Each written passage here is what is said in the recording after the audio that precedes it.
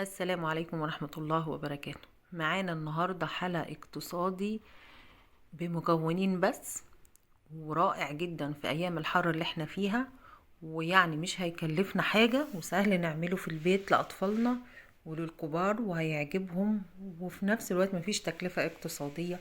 هما مكونين بس، والأحلى كمان إن الحلقة اللي احنا عاملينه النهاردة ينفع للي متبع نظام الطيبات والمش متبعين نظام الطيبات. اللي متبع نظام الطيبات هنعمله ببديل اللبن، وقبل كده نزلناه على القناة. بديل اللبن، ازاي تعملي بديل اللبن للناس اللي ماشية على نظام الطيبات. وعملنا كمان شوية حاجات، بعض الأكلات للناس اللي متبع النظام، زي عملنا خبز الزبيب، طلع أكثر من رائع وهش وحلو جدا بدقيق الحبة الكاملة. وعملنا كمان الفريسكا الصعيدي برضو بدقيق الحبة الكاملة، وطلعت برضو رائعة.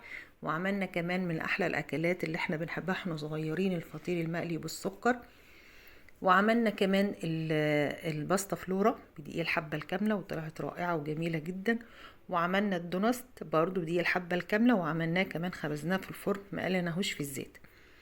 بس قبل ما نبدأ نذكر الله، ألا بذكر الله تطمئن القلوب. اللهم صل وسلم وبارك على سيدنا محمد وعلى آله وصحبه أجمعين. اللهم لك الحمد ولك الشكر كما ينبغي لجلال وجهك وعظيم سلطانك.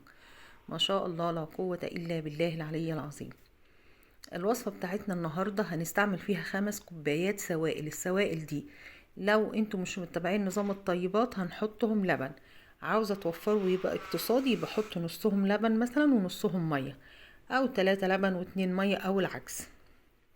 تمام، يبقى كمية السوائل 5. طب بالنسبة للمتبعين نظام الطيبات هنحط مية بس.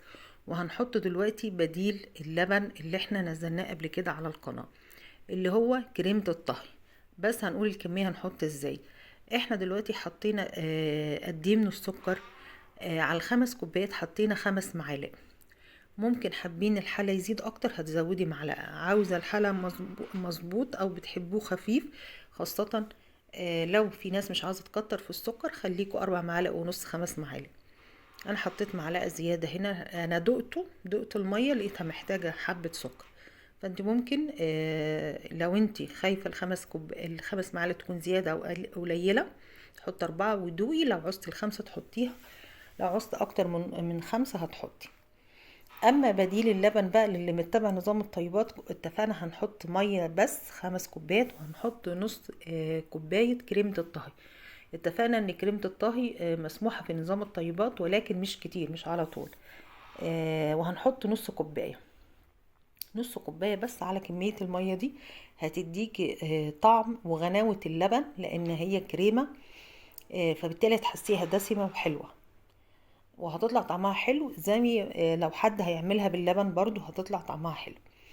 طيب ال5 كوبايات من السوائل، سواء كانوا لبن او مية وعليهم نص كريمة الطهي، هنحط كوباية كاملة من المكون التاني اللي احنا عندنا.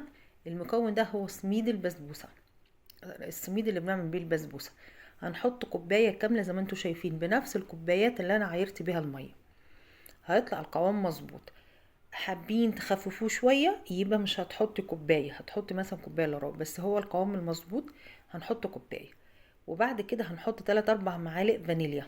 فانيليا سايلة ماشي، او فانيليا اللي هي الاكياس، هتحطي ظرف وتقلبي كويس. كل المكونات دي هنقلبها على البارد الاول. ما ينفعش يكون المية بتغلي وهحط السميد، هيكلكع معاكي، مش هيبقى مظبوط، هتلاقي حتت مكلكعه. فبدل ما تتعبي نفسك وتعوزي تضربيه في الخلاط تاني وترجعيه على النار، هندوب كل المكونات الاول تماما، وبعد كده نرجع نحطها على النار. النار يعني كل شويه هنقلب عشان السميد ما يكونش في قاع الحله من تحت ويتحرق، ويبقى طعم الحاجه فيها شياط او حرق. فهتروحي تيجي عليه تحرقي بالمعلقه. طب لغايه امتى؟ هتفضلي تحركي بالمعلقه لغايه ما تحسي القوام ابتدى يتقل، ومش يتقل كمان وبس، هتحسي فيه بقبقه كده بسيطه في الحله عندك. اول ما تظهر البقبقه دي تعرفي ان خلاص هو كده تمام. استوى معاك السميد مع السوائل اللي احنا حاطينها، سواء كان لبن او ميه. ده القوام المناسب. هنحطه في طبعا ما هتسيبهوش يبرد على الاخر، لانه لو برد هيعمل وش من فوق كده وهيتقطع معاكي وانت بتعبيه. يعني حاولي تعبيه، يعني يريح دقيقتين 3 وتقدري تعبيه عبيه. ده زبيب انا حطيته معاه، انتوا ممكن تحطوه على الوش، بس انا عشان احط حاجه تاني على الوش فحطيته. وانا بحب الزبيب يبقى وسط البوله كلها، مش من فوق بس، بحيث المعلقه ياخدها الطفل مثلا او اللي هياكل يلاقي فيها قطع من الزبيب لغايه اخر الطبق، مش بس من فوق بس. وغير ان انا كمان هنحط حاجه دلوقتي من فوق هتخلي الطبق احلى واحلى كمان شكلا وطعما. هنعبي طبعا في بولات. طبعا ممكن تعبيها في صينيه وتقلبي الصينيه بعد ما تسقع كويس. حابه تحطيها في بولات يكون افضل، بحيث كل واحد هياخد البوله بتاعته او الطبق بتاعه، وهتلاقي كميته حلوه، طعمه رائع حلو جدا، هتدمنوه. احلى ما فيه ان هو طعمه حلو وفي نفس الوقت اقتصادي، يعني مش مكلف، وكمان سهل جدا. يعني هو سهل في طريقه عمله، مش متعقد، مش يعني مراحل كتير.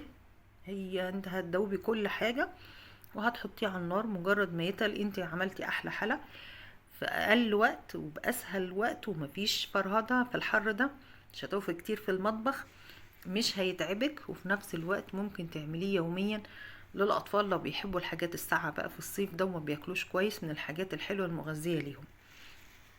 ايه بقى اللي انا حطيته على الوش ده؟ انا جبت صوص فراوله حطيته، بس هو سايل، يعني ايه الليكود بتاعه يعني سايل شويه مش جامد. فمجرد ما حطيته راح ما عملش، انا كنت عامله اشكال بيه، راح فرد عليه كله. فانا رحت بقى ايه، اما لقيته كده رحت كملت الطبقه كلها صوص فراوله، يعني رشيت شويه تاني بحيث الطبقه من فوق طبقه خفيفه كده تبقى صوص فراوله. ممكن تعملوها خطوط بس عادي وتعملوا اي اشكال، مش شرط صوص الفراوله.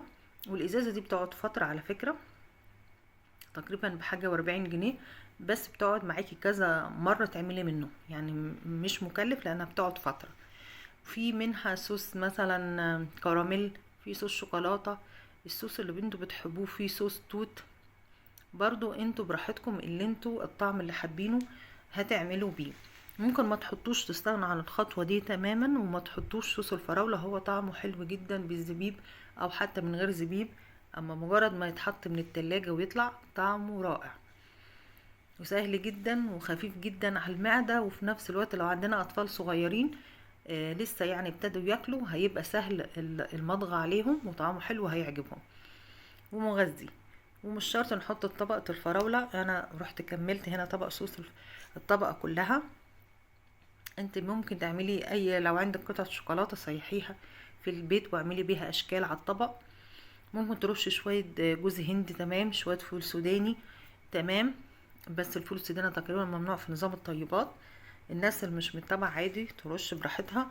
ممكن تحطوا شوية زبيب من فوق، اي حاجه كده انتي، شوكولاته فرماسي، اي حاجه كده حلوه انتوا حابين تزينوا بيها تزينوا بيها، يعني ما تعقدوش نفسكم، اللي موجود هنعمل بيه احلى حاجه وهتطلع طالما معموله بحب هتطلع حلوه جدا. لو انتوا معايا لغايه دلوقتي ما تنسوش اللايك وتجربوا وتعملوا الوصفات السهله الاقتصاديه في الحر في الايام دي بالذات لاطفالنا. ربنا يحسن ما بين ايدينا وايديكم، والسلام عليكم ورحمه الله وبركاته.